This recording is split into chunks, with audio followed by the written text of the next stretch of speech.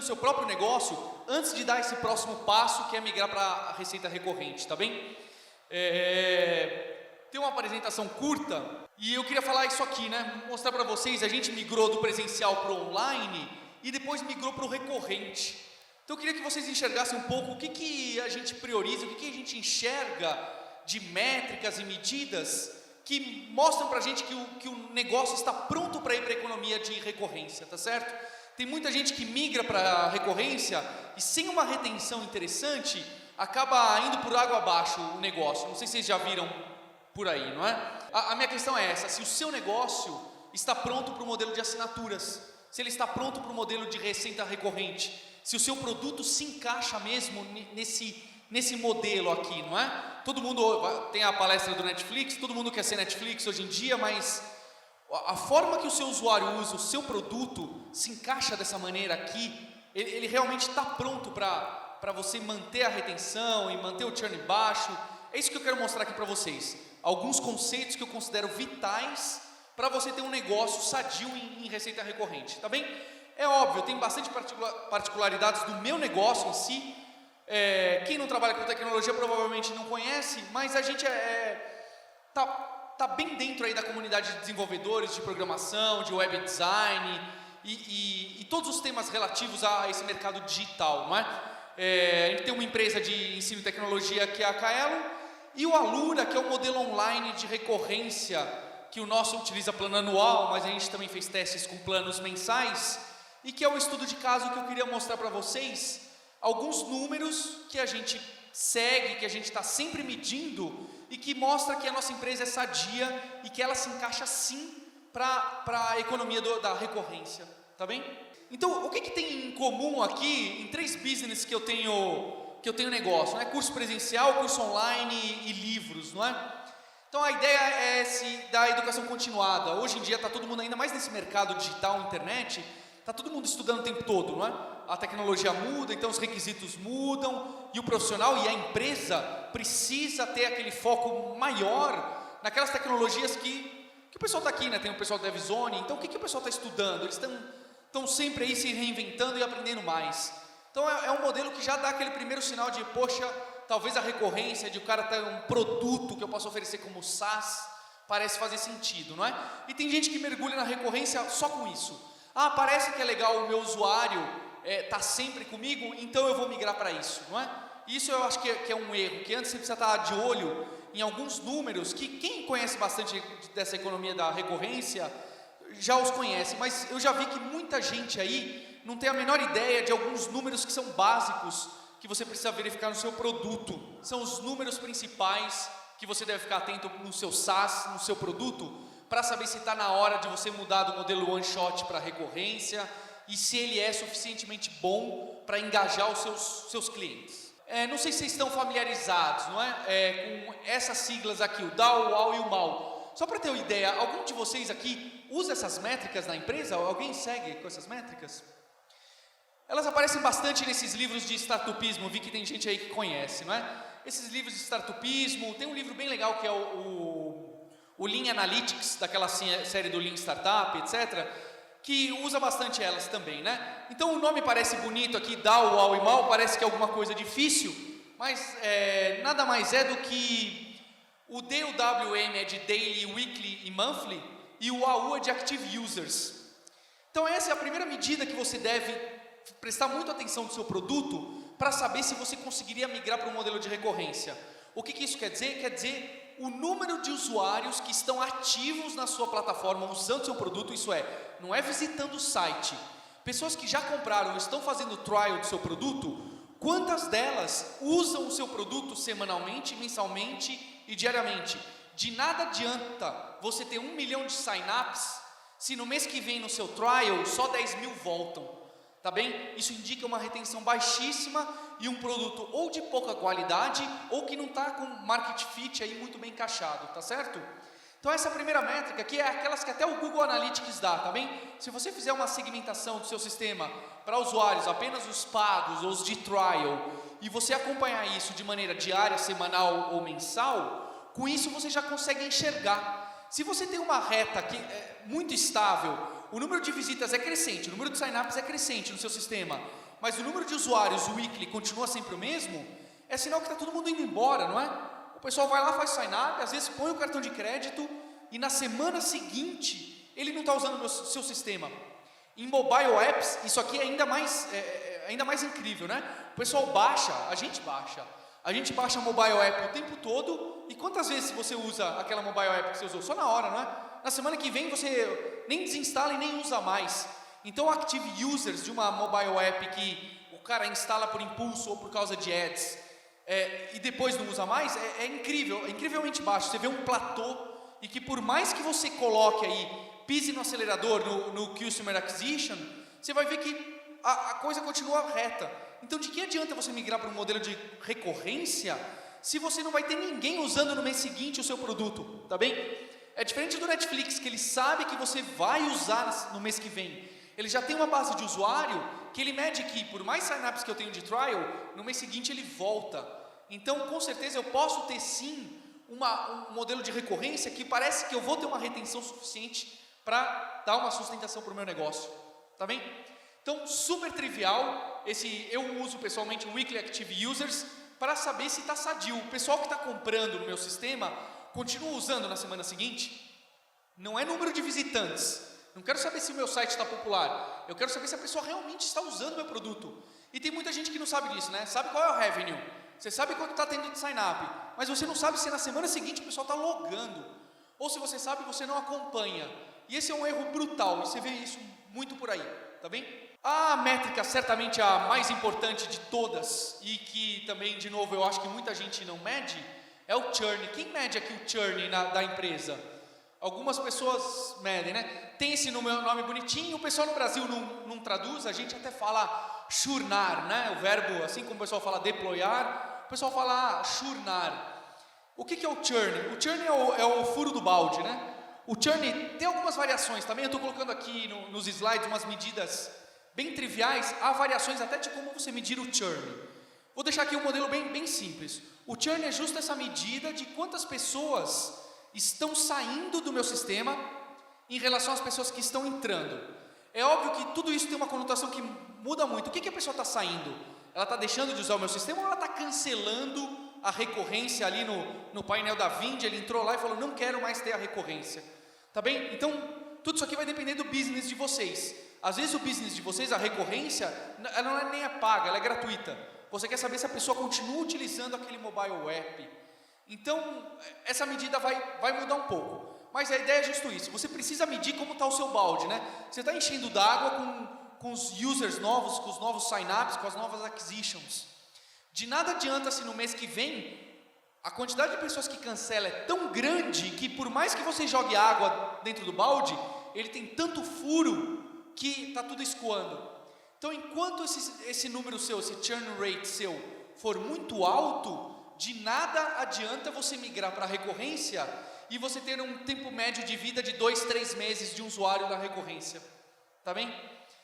Esse é um número fácil de medir e que muita gente não mede. E que também é um pouco difícil. As pessoas falam, na minha empresa o meu churn rate é de 5%. Ele está querendo dizer que 5% do total de usuários que tem naquele mês estão saindo da sua base de usuário. A minha pergunta é, 5% é um churn alto ou é um churn baixo? Tá? Eu li muito desses números, li muitas comparações. Não é legal você falar, o meu churn é melhor que o seu, porque vai depender muito do tipo de negócio, vai depender muito se é B2C ou B2B, tá bem? B2B, a gente tem muito aquele negócio do vendor lock-in, né? Teve palestra do Zendesk aqui. Quem é que usa um Helpdesk e migra Helpdesk de mês em mês? Ou migra, vocês estão lá no Office 365 ou no Google Apps. Que empresa que migra de Google Apps para Office 365? É raro, não é? Você tem aquele negócio você tem a inércia, o vendor lock-in. Empresas B2B até falam de churn rate negativo, porque você faz o upselling das pessoas, tá bem? Isso é incrível, empresas que têm churn negativo. A cada mês, apesar de ter pessoas que cancelam, tem pessoas que aumentam, fazem o upselling, fazem o upgrade do plano. Então, a sua receita aumenta mais que exponencialmente em cima de exponencialmente, tá certo? Então, você falar qual que é um churn bom, um churn ruim, é um pouco difícil. As empresas acabam falando que um churn de no máximo 6% ao mês está ok. Mas eu sinceramente acho isso muito difícil. Vocês devem medir e entender melhor o que é o churn para cada contexto. Legal? Coloquei aqui, não é? A quanto? Tem empresas aí com churn negativo, tá bem? Vai ser muito esses B2Bs que você tem um vendor lock-in, que você não vai migrar, tá certo? Tem um monte de serviços, vocês estão lá na AWS. Para você migrar da Amazon lá para Local Web, para o Wallhost ou para DigitalOcean, você está meio preso, né? Não é um negócio que você fala, vamos migrar e ponto, você aperta um botão e migra. Você não migra do Zendesk para o Help Scout, para o Freshdesk, assim, de uma maneira muito simples, é traumático. Então o churn de empresa B2B costuma ser bem baixo e até negativo. Quem estiver no mercado B2B e conseguir algo como isso, sinceramente é um negócio incrível. Eu não consigo um churn negativo, tá bem? Eu tenho até poucas opções de upselling. Aqui tem o gráfico está com uma escala um pouco diferente. Se você for ver, o número da esquerda vai até 750, o número da direita vai até 1500. O gráfico da esquerda é você considerando um churn de 5%. Então eu estou perdendo 5% de usuários todos os meses, mas com fluxo constante de usuário, tá? É óbvio que você vai subindo, mas se você fizer a conta, isso aqui vai dar, isso aqui converge, né? Se tirar a integral, você converge esse número aqui. Então tem um limite quando o seu churn é fixo e quando a sua entrada de usuários é fixa. Se o seu churn é negativo, isso aqui não converge, você não tem limites, tá bem? É óbvio, esse aqui é um cenário conservador. Eu estou considerando que todo mês você tem 100 usuários novos, tá? Talvez a sua empresa esteja em crescimento e a aquisição de janeiro é 100, a de fevereiro é 120, depois 140 e assim por diante. Mesmo com churn positivo, isso aqui não converge, tá bem? Mas é para vocês verem a diferença que é o dobro do que você pode ter de faturamento daqui a alguns meses, se o seu churn for negativo, se você tomar cuidado com a evasão dos seus usuários, com a retenção dos seus usuários. Como você... Essa aqui também é uma palavra da moda na recorrência, e esse é um número que eu vejo pouquíssimas pessoas medirem, que é um pouco mais complicado de você juntar os dados. Porque é o seguinte, beleza, Paulo, eu tenho um churn da minha empresa, eu estou perdendo tantos usuários por mês. Como que eu posso saber se eu estou melhorando ou se eu estou piorando? Porque não adianta você saber quantos usuários você perdeu esse mês. Quantos usuários você perdeu esse mês? Pode ser que você perdeu o usuário que estava há 4 anos na sua base. Que aí tudo bem, né? O lifetime value desse seu usuário que está 4 anos na base e que agora churnou é aceitável, né? Porque quanto tempo você acha que o seu usuário, o seu cliente vai ficar na sua base? É 1 ano, 2 anos, 4 anos já é um número bem alto, não é? Então você imaginar que seu usuário vai ficar mais que 4 anos como cliente seu em um sistema recorrente, legal, é um baita business que você tem na mão, mas não é a realidade da média, tá bem? Então como que eu verifico se o meu churn, se ele está melhorando mês a mês com o que eu estou colocando, com os upgrades que eu estou fazendo na minha plataforma, com o que eu estou colocando de melhoria dentro do meu produto, legal? E isso a gente usa esse cohort, né, essa segmentação. Os americanos tem um monte de plataforma. Hoje em dia o Analytics tem um beta, né? Não sei se quem viu, ele tem um cohort beta, apesar de que o Analytics é um sistema anônimo, né? Não é vou chegar a falar aí do Analytics. Então o cohort é assim que a gente faz. Olha, peguei um exemplo aqui, a gente pegou janeiro desse ano.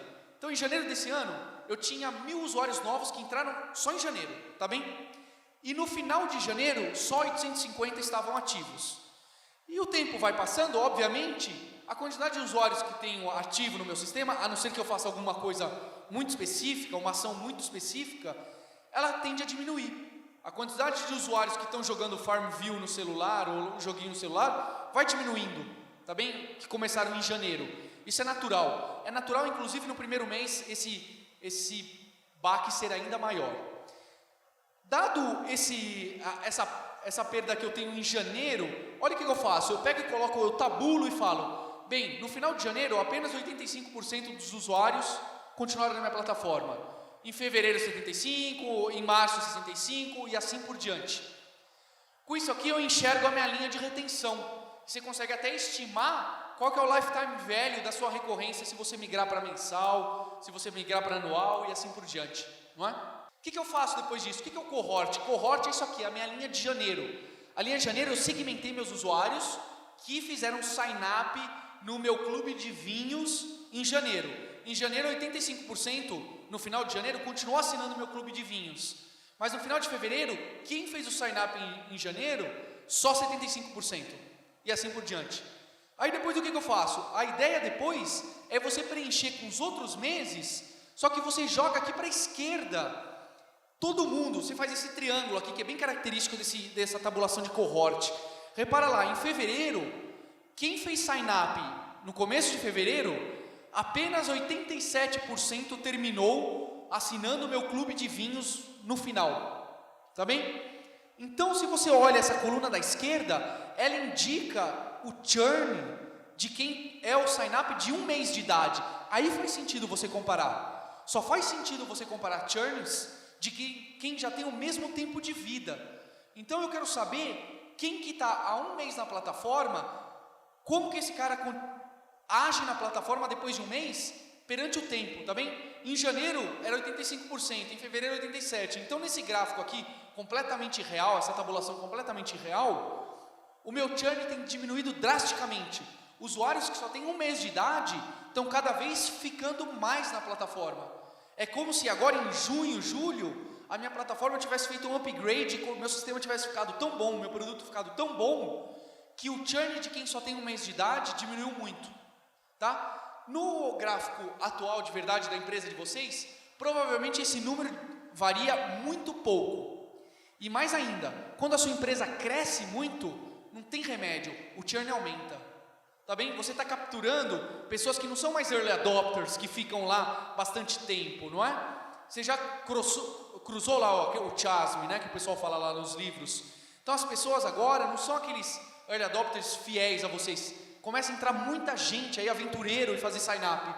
Então é natural até esse churn até aumentar um pouquinho. Tá bem? Mas o que é importante? O importante é você conseguir acompanhar mês a mês como que os usuários que estão entrando há apenas 1 mês no seu sistema agem dentro do seu sistema, agem dentro do seu produto. Porque se isso está piorando drasticamente, e é provável que esteja, talvez seja interessante você avaliar se é o momento certo de você ir para a recorrência. A partir do momento que esse número está constante ou melhorando, você sabe que você está preparado para entrar na recorrência, tá bem? Porque você vai reter, vai churnar menos e você vai reter. O lifetime value de alguém que está fazendo a recorrência no seu produto vai ser muito maior. Legal? Consegue entender esse gráfico? A primeira vez que eu vi e tentei acompanhar, é uma tabulação super simples ali no Excel que você pode fazer e que não é tão... A primeira vez que eu vi, eu não entendi, não é? Então, por exemplo, ali em maio, quer dizer que no mês de maio, no final de mês de maio, quem só tinha 1 mês de idade, 93% continuou na plataforma. 2 meses depois de maio, 89% continuou na plataforma. Tá certo? E tem um monte de ferramentas que podem ajudar você a medir esses números, não é? Eu coloquei aqui um exemplo, só para vocês verem um exemplo mais real. Lá no meu sistema de cursos online de tecnologia, olha o cohort aqui de 1 mês, de quem está há 1 mês, quem está há 2 meses, quem está há 3 meses no sistema. Eu tomei um susto, eu falei, poxa, depois de 4 meses, só tem 70% das pessoas usando o sistema. E se você for procurar na literatura por aí, esse é um número bom, tá? Não é que o cara cancelou, ele está usando o sistema. 70% das pessoas que fizeram sign-up há 5 meses atrás estão usando todo mês o sistema. Esse é um número bom, tá bem? Só que mesmo assim eu achei curioso, eu não tinha esse feeling, eu achava que era mais. O que é legal do cohort e desses números? Eles vão dar insights para vocês começarem a pesquisar o que está de errado no seu sistema. Quem são esses 30% que pagaram uma nota há 5 meses atrás e não estão usando o meu sistema, o meu produto? Eu não quero que o cara cancele o vinho 5 meses depois. Eu quero descobrir por que esse cara, quem é esse cara que está insatisfeito? E o cohort, os sistemas que fazem esse aqui, como esse gráfico aqui, olha só, você consegue criar o cohort em segmentos, de acordo com ações dos seus usuários. Eu coloquei aqui o cohort de quem entrou na minha plataforma e fez no mínimo um exercício. Olha, os números é um absurdo. É 100%, 97%, 95%, 96% e 100%. Tá bem? Quem entra no meu sistema e faz no mínimo um exercício, engaja muito mais e retém muito mais do que aquele que não fez nenhum exercício. É esperado, tá certo? Mas eu não esperava que fosse algo tão gritante assim. Bastou fazer um exercício, o cara volta para a plataforma. Tá bem? É óbvio que correlação não é causa, certo? Mas já é um indício do que a gente deve trabalhar na nossa plataforma. Poxa, quem tomou só vinho rosé, continua assinando. Opa, pera lá. Eu não vou forçar o cara a comprar vinho rosé, mas o que tem por trás desses números, não é? O Facebook tem aquele caso de que quem faz mais de 7 amigos em 10 dias, retém, não é? Então o que ele vai fazer? Ele vai obrigar, vai colocar um monte de bot e forçar as pessoas a terem 7 amigos em 10 dias? Não, não é isso, não é? Ele vai encontrar recursos no sistema para trazer amigos mais rapidamente para você. E é isso que ele faz hoje em dia, não é? Quando entra aquela sua tia que não estava no Facebook, ele pede para você sugerir amigos para ela e um monte de recursos assim, não é verdade? Coloquei também aí um cohort de usuários que acessam o fórum. Então as pessoas que têm ações que determinam se o seu usuário vai reter ou não. Tem plataformas lá nos Estados Unidos que até vão dizer, eles conseguem prever para você e falar, olha, esse usuário aqui, ele está usando o seu sistema hoje, está tomando vinho, mas é bom você dar uma ligada para ele, porque eu fiz umas contas aqui e eu acho que mês que vem ele vai cancelar. Tá bem? Então, ele consegue ver, de acordo com o behavior de cada usuário, de cada cohort, ele faz uma análise para o seu sistema de recorrência e ele consegue dizer quem é que vai continuar na recorrência e quem não vai continuar na sua recorrência. Tá certo? Tem um monte de ferramenta assim. Como você captura essas métricas? Como você vai medir isso? Então o pessoal costuma usar o Analytics. Então eu faço isso no Analytics.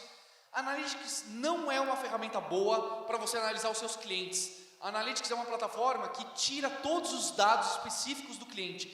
Você não consegue clicar no Analytics e falar quem é essa pessoa que fez esse clique. O Google deixa isso anônimo, né? De propósito, tá bem? Existe uma nova geração de ferramentas que acho que muitos de vocês conhecem, que eu acho fundamental, ainda mais nessa economia da recorrência, que são chamados do Analytics do cliente, o Customer Analytics, não é? As duas famosas que toda hora estão aparecendo aí no Facebook para vocês, é o Kissmetrics e o Mixpanel, né, que ficam disputando o mercado, mas existe uma pletora de outras aí, não é? Tem o Upra, o Amplitude, que são as que eu uso mais, tem um monte de outras, tem até umas brasileiras nascendo por aí, tá bem? Qual que é a diferença? A diferença desse Analytics aqui é que você clica e fala assim, quem são os 30% dos usuários que não estão usando mais a minha plataforma depois de 5 meses que eles fizeram o sign-up? Ele vai te dar o nome dele, o e-mail dele, qual foi a última ação que ele fez na sua plataforma, e com isso você consegue fazer medida cliente a cliente, para você falar, não quero que esse cara churne. No Analytics você não faz isso, no Analytics você só tem uma visão geral. Google Analytics é a ferramenta errada para você tratar o cliente em particular. As ferramentas para tratar o cliente em particular são diversas outras, como essas 4 que eu estou dando exemplo aqui. Tem o Intercom, tem mais um monte aqui também, que dá para você usar. E eu considero isso o coração para você trabalhar com a sua recorrência e você evitar o churn e você evitar você perder o seu aluno, você perder o seu comprador recorrente e assim por diante. Legal? Deixei 3 referências aí que eu acho 3 livros legais. Eu gosto particularmente, os dois da direita são de gestão de produtos, no geral, mas esse da esquerda é muito focado na métrica, tem tudo a ver aqui com SaaS, com recorrência e com como você medir o sucesso do seu produto, o churn, a retenção, todos esses números que a gente viu e até alguns mais, tá? Ele até divide em mobile app, em SaaS, em vendas recorrentes e assim por diante, tá? Fica aí as dicas para vocês. Queria saber como é que você se comunica com seus usuários, ou o que você faz ou daria como conselho para que você tenha mais visitas dos seus usuários à sua plataforma. Essas ferramentas aí, em especial a Intercom que eu nem coloquei aí, elas vão dar algumas opções para você poder interferir diretamente ali no site. Não sei se vocês já viram, sabe aquele sistema chato ali de chatzinho que aparece à direita quando você quer vender? O pessoal está usando isso muito na pós-venda, depois que você já tem o seu cliente, não é? E em especial o push notification dentro do celular, não é? Então essas ferramentas agora têm integração em que você consegue fazer um push notification, não por e-mail, mas por mobile app, direto ali na notificaçãozinha na barra do Android e do iPhone, ou via web mesmo, usando o push ali do HTML5, você consegue setupar comportamentos e falar, bem, se o usuário não está voltando no leiturinha, quando a próxima vez que ele voltar, já interpela ele, abre um chat comigo, que eu quero fazer essa oferta e falar que tem essa novidade, e ainda faz um push notification por e-mail dessa forma, não é? Então tem como você setupar esse workflow perfeitamente para você ativar usuários que ou churnaram ou que vão churnar, tá bem? Valeu, Paulão. Obrigado, viu? Valeu, obrigado, viu?